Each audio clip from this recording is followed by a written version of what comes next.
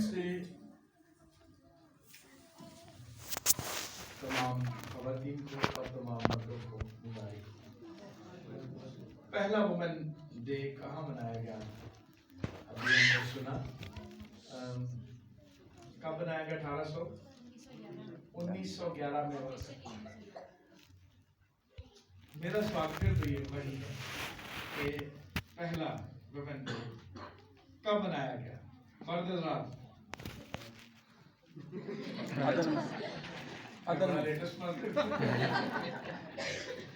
जी जी बागेदन आदम को उसकी मानद कोई ना मिला, और जब खुदा ने एक पसली निकाली, एक औरत बनाई और वो उसके पास लाया तो उसकी उदासी जाती रही। और क्या उसने कहा?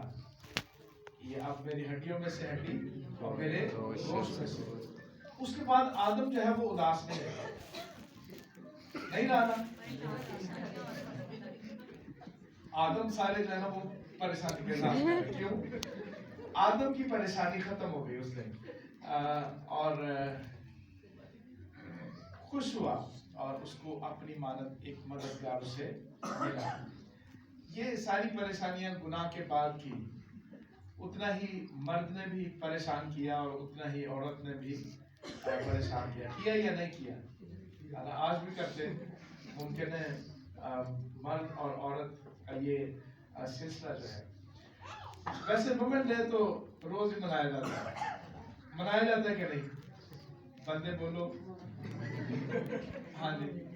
वुमेन डे रोज नहीं होता, रोज ही होता है। उनका ही दिन होता है। सुबह उठते ही सबसे पहले आवाज, या उठने से पहले या उठते ही आवाज किसकी आती है? हाँ जी, किसकी आती है? वुमेन की। और उसकी सारी खिदमत भी हमारे लिए मौजूद होती है। हम हकीकतन अपनी ख़वातीन को अप्रिशिएट करें। बंदे खड़े होकर अप्रिशिएट करें ना तो ज़बरदस्त है।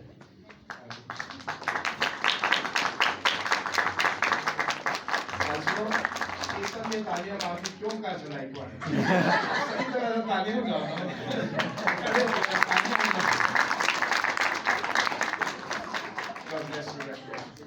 एक शेर पढ़ा हमारी बहन ने और पूछा कि एग्जाम्पल चाहिए कि कोई बेटा भी किसी बाप ने कत्ल किया।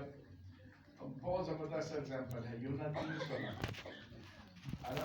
एक बेटा जो है वो कत्ल हुआ है, बख्श दिया, कत्ल किया गया। एग्जाम्पल हमने दे दी। आज चौथा कलमा है और पहले 3 कलमात जो हम सुन चुके हैं। दूसरा कलमा वो ख़वातीन वाला आपकी एल्डर ख़वातीन जैसे एल्डर ख़वातीन जैसे जी। दूसरा कलमा, मैं तुझसे सच कहता हूँ कि तू आज मेरे साथ। तीसरा कलमा बंदे, औरत देख तेरा बेटा ये है।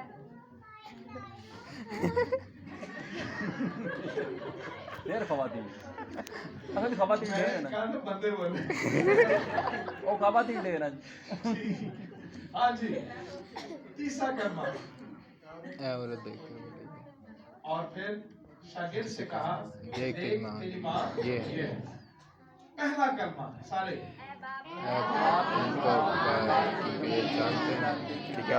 जानते नहीं कि क्या करते हैं। चले पहला, ऐ बाप को माफ कर क्योंकि ये जानते नहीं कि क्या करते हैं। दूसरा कलमा, मैं तुझसे सच कहता हूँ कि तू आज भी मेरे साथ फिरदौस में होगा। और तीसरा, औरत देख तेरा बेटा ये है। और शागिर्द से कहा देख तेरी माँ ये है। शुक्रिया। कलमात क्योंकि हम हर दफा सुनते हैं और ऐसे लगता है जैसे नहीं सुनते क्योंकि हमें याद ही नहीं होते। मेरे पास मेरे साथ एक कलीग थे, उन्होंने मुझे कहा कि मुझे ना जो है ना पहले कलमे की जो तैयारी करवाते हैं। मैंने वो आए, मैंने खोला, मैंने पहले कलमे के बारे में बताना शुरू किया तो कहते नहीं वो जो है ना मैं प्यासा हूँ। उसका ख्याल था कि उस यीशु मसीह ने स्लीप पे जाते पहला काम क्या किया था कि कहा कि मैं प्यासा हूँ। तो याद नहीं होते किसी को भी 10 अहकाम भी याद नहीं होते। अगर हम 10 हुक्म जो है 10 के 10 अहकाम उनमें से ऐसे ही पूछे ना तीसरा हुक्म काम जो वो मिल जाता है। संडे स्कूल को जरूर याद होता है। आज चौथा कलमा है और ये गो के मेरी छुट्टी थी लेकिन बर्तन भाई उनकी मसरूफियत थी, वो चले गए, तो ये जिम्मेदारी आज मैं निभाऊंगा।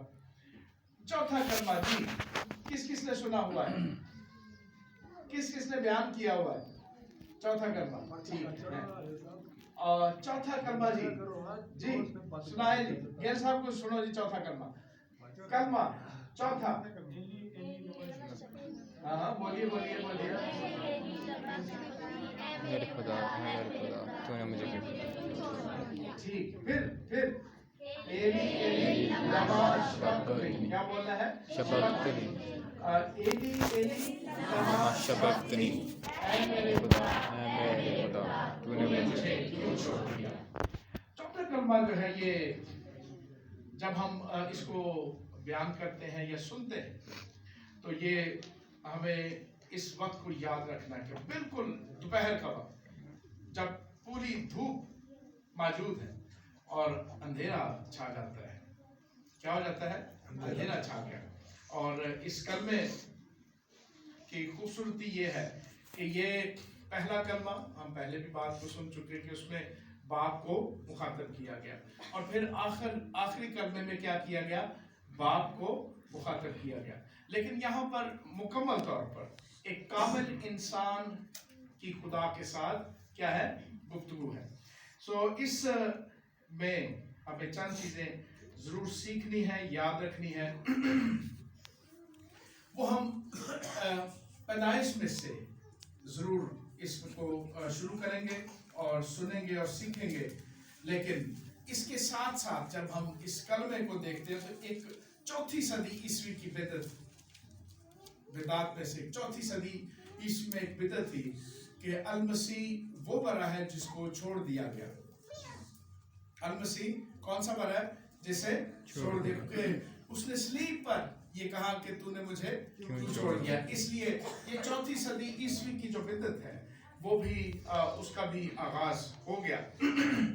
अगर हम उस हिस्से को देखें अहबार की किताब के, हमें देखना है कि चौथे कलमे में जो छोड़े जाने का तस्वर है उसको क्लियर करना है। लेकिन जो चौथी सदी ईस्वी की बिदअत है कि अज़ाज़ील के लिए और खुदा के लिए दो क्या लिए जाते थे? बकरे या बड़े, और उसमें से एक जो था जिसके नाम पूरा निकलता था वो खुदा के लिए रख लिया जाता और दूसरा उसे उसके सर पर हाथ रखकर सारे गुनाह डालकर उसे इस जंगल में छोड़ दिया जाता था। लेकिन इसको समझने के लिए छोड़ा जाना, आप गौर करें कि पूरे इसका तरीकाकार क्या है। उसके लिए काहिन चुनते हैं, सरदार काहिन जो है वो मिलकर क्या करते हैं? दो बकरे लेते हैं, दो बर्रे लेते हैं और उनमें से क्या करते हैं? चुनाव करते हैं, चिट्ठी डाल जैसे कहते हैं ना, कुरा डालते हैं, तो उसमें से जो एक निकलता है। लेकिन अगर आप यीशु मसीह और बराबा के बारे में सोचें, गौर करें, और इसके लिए अगर आप मरकस की इंजील उसका 15वां बाब और उसकी 15वीं आयत देखिए कि अल-मसीह को चुन लिया गया ताकि वो सलीब दिया जाए। पिलातुस ने लोगों को खुश करने के इरादे से उनके लिए बराबा को छोड़ दिया और यीशु को कोड़े लगवाकर हवाला किया कि मसलूब हो, ताकि क्या हो? मसलूब हो। इसलिए चुनाव जो है वहीं पर हो गया। काहिनों ने कहा, ये पूरा वाक्य जब आप 15वां बाब और मत्ती का 27वां बाब पढ़ेंगे तो आपको ये पूरा वाक्य नजर आएगा। काहिनों ने क्या किया? अवाम को ये कहा कि क्या मांग लो? बराबा को मांगो। और यीशु को क्या कर, सलीब दो, ये चुनाव था। और बराबा को क्या किया गया, छोड़ दिया गया।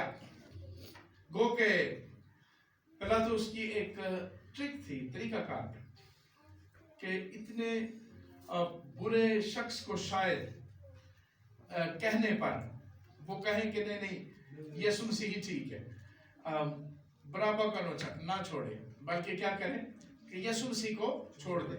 लेकिन वो काहिन जो थे, वो लोग जो थे, वो जो इसरार करते हैं कि बराबा को उनके लिए छोड़ दिया जाए।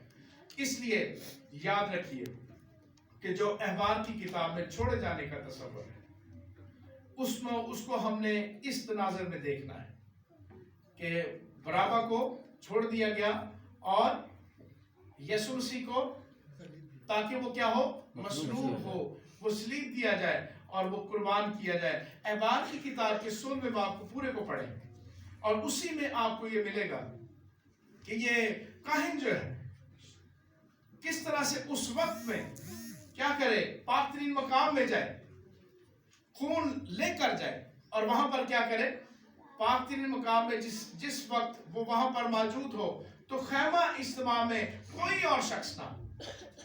और अगर आप इस सारे माहौल को देखें कि गलगता के मुकाम पर अंधेरा छा गया और चंद लोग वहां पर रह गए। वहां पर क्या हुआ, चंद लोग, जो वहां पर सरदार था, रोमी सिपाहियों का सरदार, वो कहता है कि वाकई ही ये क्या था, ये खुदा का बेटा था। इसलिए वहां पर कोई मौजूद नहीं, सिर्फ एक सरदार का है जो अपने ही बदन को सलीब पर लेकर कुर्बान करने के लिए, और वो वक्त कि खुदा ने इस सारे माहौल को, गलगता के मकाम को पाक तरीन मकाम बना दिया, ताकि सरदार काहिन अपने ही बदन को वहां पर क्या करे, कुर्बान करे। और 7 बार लहू छिड़कता है। सरदार काहिन क्या करता है, 7 बार।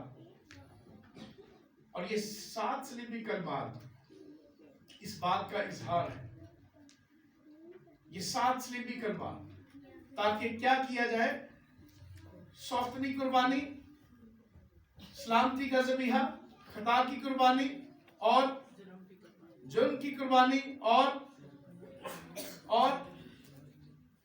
5 कुर्बानियां, यानी वो पांचों की पांचों कुर्बानियां वहां पर क्या की जाए, पूरी की जाए।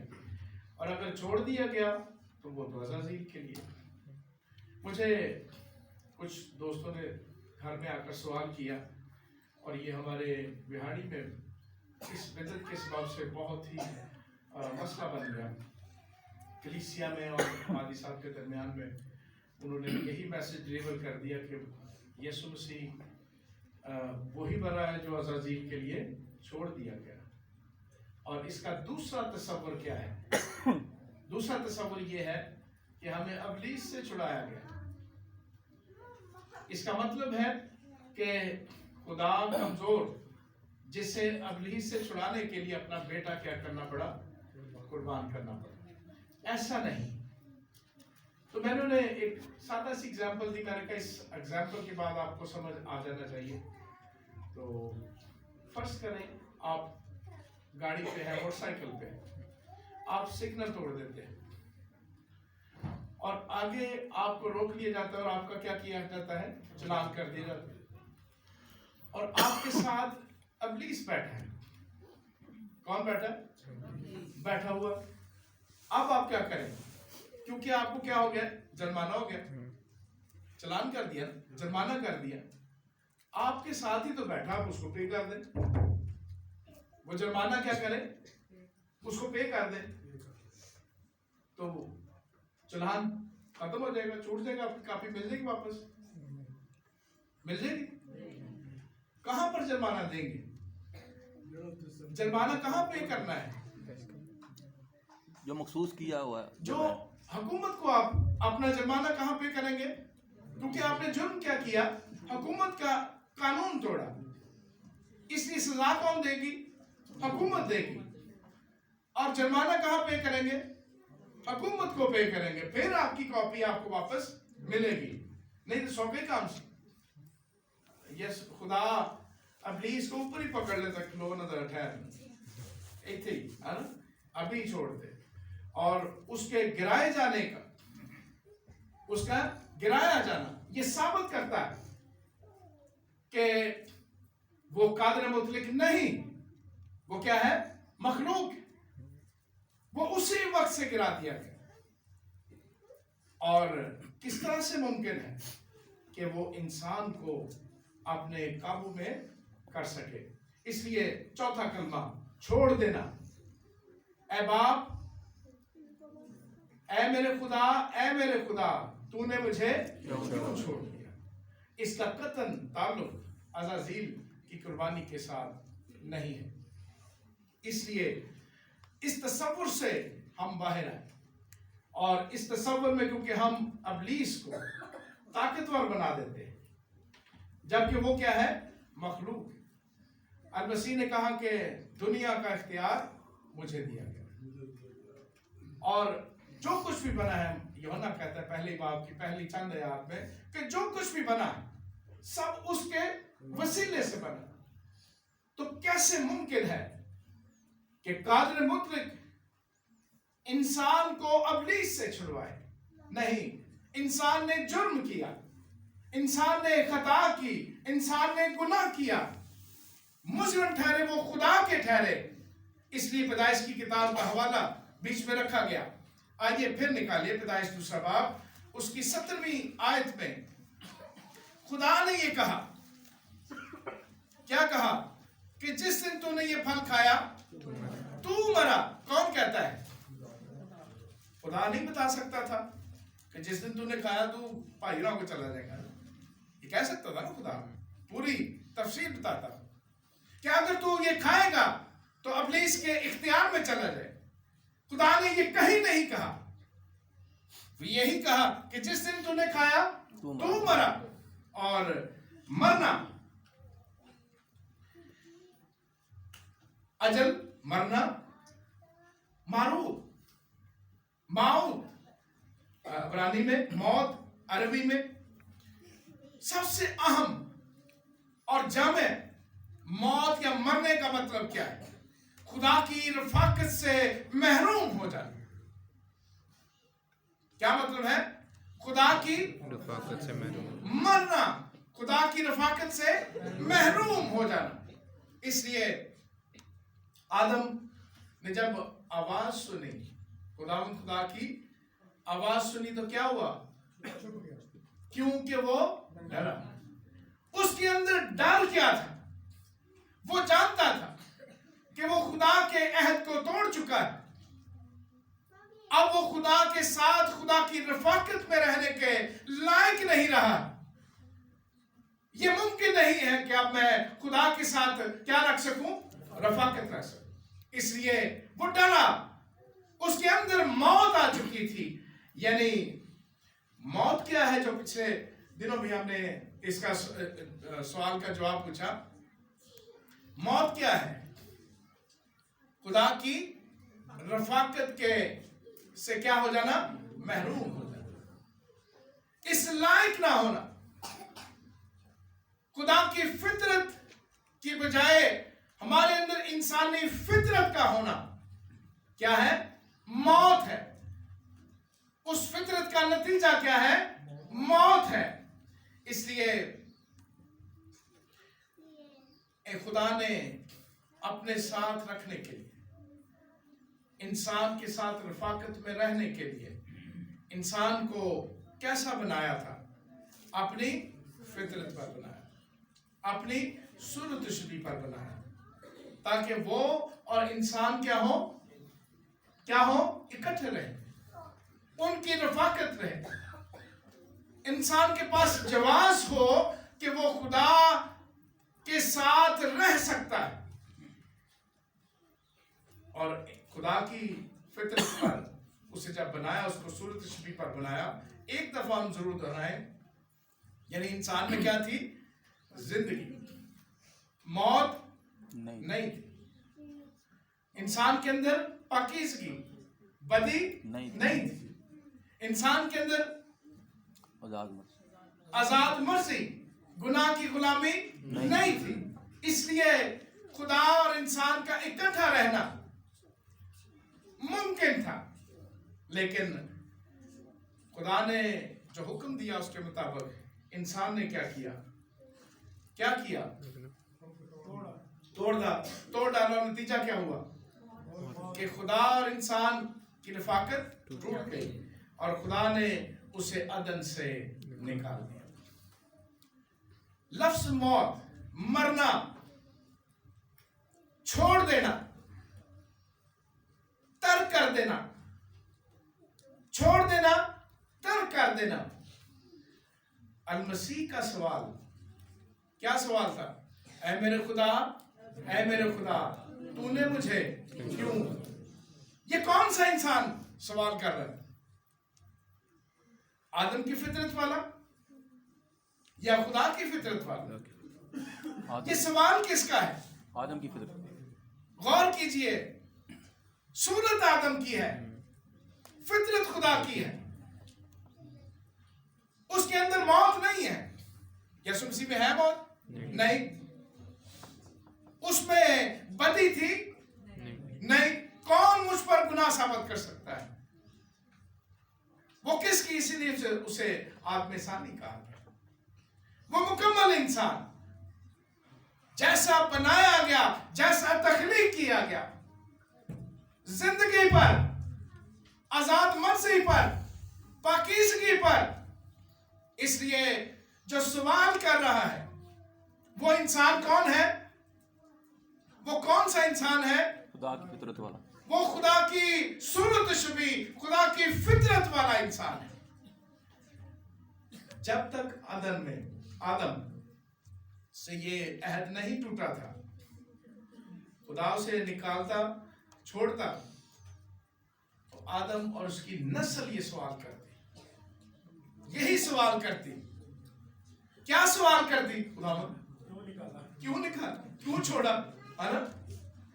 ऐसे ही ना, तूने मुझे क्या वजह बनी, क्यों छोड़ दिया? लेकिन आदम तो डरा और क्या हुआ? चुप गया। उसकी नस्ल तर्क किए जाने पर, छोड़े जाने पर, रोना और दांतों का पीसना, उसका नतीजा खुदा किसी को अगर छोड़ दे, तर्क कर दे, तो क्या है? रोना और दांतों का पीसना।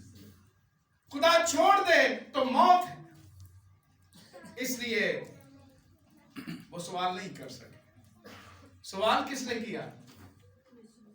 यीशु मसीह ने किया। कहां पर किया? सलीब। ऐ मेरे खुदा तूने मुझे क्यों छोड़ दिया? सवाल है। हमने उसका पूरा नतीजा निकाल लिया कि नहीं छोड़ दिया, ये पूरा नतीजा निकाल लिया। हमने कहा वो हमारे गुनाहों की वजह से छोड़ा गया, हमने पता नहीं क्या कुछ, है ना? ये किया ना, पूरा नतीजा ही। उसका सवाल बड़ा है, मुझे क्यों? ना मुझ में मौत, ना मुझ में बागियानापन, ना मेरे अंदर गुनाह की मजबूती या उस फितरत पर मैं कायम किया गया। कलाम तो मुजस्सम हुआ। कलाम क्यों? ताकि इंसानी फितरत उसके अंदर ना हो, बल्कि वो एक ऐसा इंसान हो जो खुदा की सूरत। इसलिए सवाल अहम है, सवाल करने वाला अहम है। अपने आप को वहां पर रख के सोचिए, कर सकते सवाल, मुझे क्यों? 500 गल्ला को आ जाए, को 500 बात बता देगा खुदा, है ना? कि वो तो काली तुझा ले बेचा वालियां भाई, इसलिए छोड़ दिया ना, मतलब अले काली चीनी, है ना? नजर लगी फिर दिस तेनू, है ना? क्यों छोड़ दिया? मासूमियत से कर सकते, मासूमाना सवाल हो सकते, ये सवाल हो सकता है, आप कर सकते हैं। कहिए अपने आप से पूछिए, कौन कर सकता है ये सवाल? तूने मुझे, कौन करेगा? क्या मैं कर सकता हूं? क्या आप कर सकते हैं? नतीजा खतरनाक है। सवाल करने वाले को मालूम है कि नतीजा बेहतरीन आएगा, इस सवाल का जवाब बेहतरीन आएगा, इस सवाल का जवाब ही चाहिए, मुझे, तूने मुझे क्यों छोड़ा, इस सवाल का जवाब चाहिए। इसलिए गौर करें कि खुदा ने जवाब बड़ा अच्छा दिया है। खुदा ने जवाब बहुत जबरदस्त दिया। पाक तरीन मकाम में अहबार की किताब 16 में आप पढ़ेंगे तो काहिन जो है जितनी देर तक पाक तरीन मकाम में खून लेकर जाए उतनी देर तक क़यामा इज्तिमा में कोई और ना हो, कोई और ना हो, कोई और नहीं है। खुदा और सरदार काहिन के दरमियान, खुदा और खुदा की फितरत के दरमियान, जो इंसान है उसके दरमियान में कोई और नहीं है। सवाल करने वाला कौन? जिसकी फितरत पाक है, और सवाल सुनने वाला जिसने जुर्म की सजा, खता की या किसी भी गुनाह आलूद हालत की मौत से निकालने के अदालत में से रिहाई देनी है, निकालना है। उनका आपस में ये डायलॉग, सवाल, खुदा का जवाब जबरदस्त। और हैकल का पर्दा क्या हुआ? ऊपर से नीचे तक फटकर 2 टुकड़े हो गए कि कोई क़यामा इज्तिमा में ना हो, बल्कि अब कहां पर हो? अब कहां पर हो? पाक में। सवाल करने वाला पाक, और ना सिर्फ पाक बल्कि उसके सबब से बहुतों को क्या मिलेगी? खुदा की रास्तबाजी हासिल होगी। बहुतों को, जितनों ने उससे कबूल किया, किसको? ऐसी पाकीज़गी को जिसके सबब से हम क्या ठहरे? पाक। इसलिए दूसरा कलमा, चौथा कलमा, सवाल जबरदस्त है और जवाब उससे भी जबरदस्त। जवाब क्या है? हैकल का पर्दा और कब्रें खुल गई। क्या हुआ? अभी खुल गई, बंदे बाहर आ गए? नहीं। क्या हुआ? मुकद्दसीन, ये जवाब है कि मौत से बाहर आ जाना। मौत से क्या होना? मरने से, कब्रें खुल जाना, मौत से। ये किसका जवाब? खुदा का। ये खुदा का जवाब है।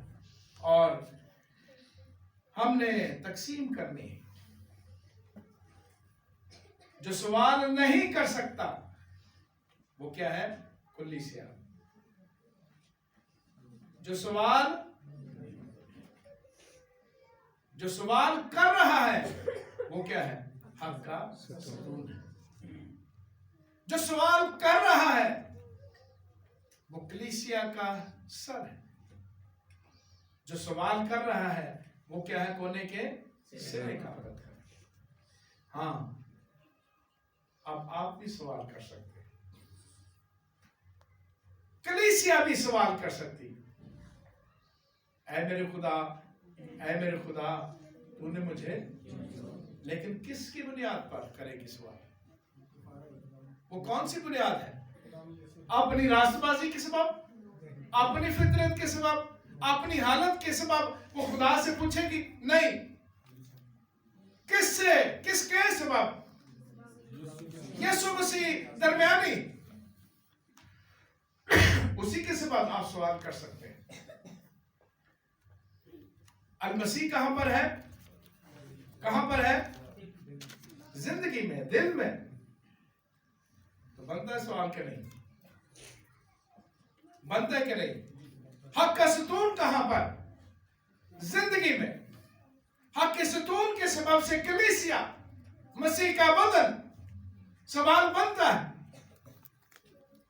लेकिन इस सवाल का जवाब पहले ही मौजूद है, मैं तुम्हें कभी न छोड़ूंगा और ना तुझसे कभी दस मिटा। जितनों ने उससे कबूल किया उन्हें खुदा के फर्जंद बनने का हक। तो जो फर्जंद है, जो कौन है? खुदा के बेटे और बेटियां, उनको यकीन होना चाहिए कि खुदा उन्हें कभी ना छोड़ेगा।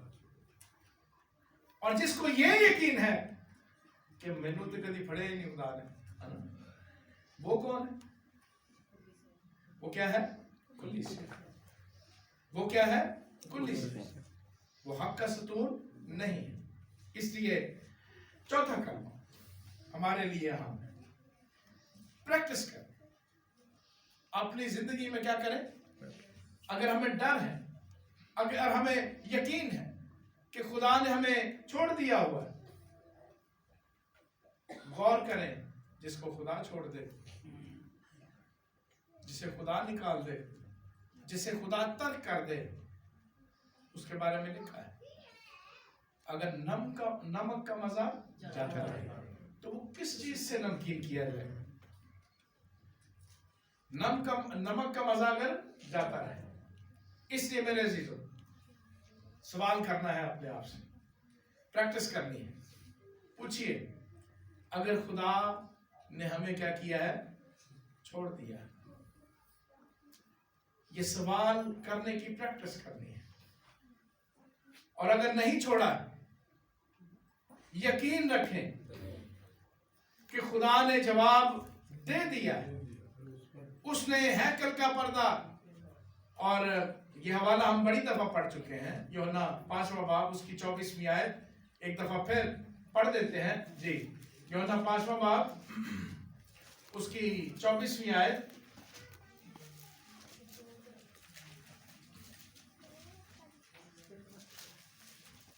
मैं तुमसे सच कहता हूँ कि जो मेरा कलाम सुनता और मेरे भेजने वाले का यकीन करता है, हमेशा की जिंदगी उसकी है, और उस पर सजा का हुक्म नहीं होता, बल्कि वो मौत से निकलकर जिंदगी में दाखिल हो गया।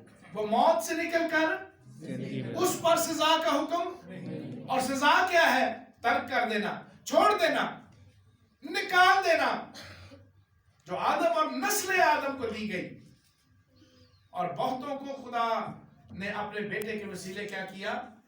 अपने फर्जंद बेटे और बेटियां बना दिया। और अगर हम हैं तो फिर सवाल करने का जवाब ही बाकी नहीं रहा।